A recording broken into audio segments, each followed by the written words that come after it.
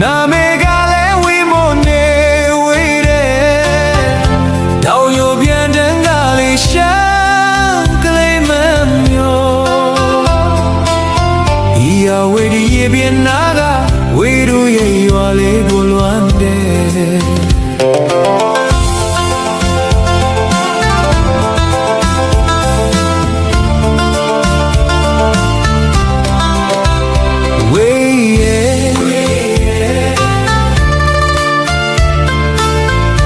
ချင်နေရမပေးသေးလို့ကိုမရောက်ရင်တွေ့ရတွေလဲတွေ့လို့မလွမ်းမဆွေးနဲ့နော်မောင်လာရင်ကြတဲ့ကြောင်းလေးဝေးတီးဖို့ပေါင်းလေးလို့ပြောမယ်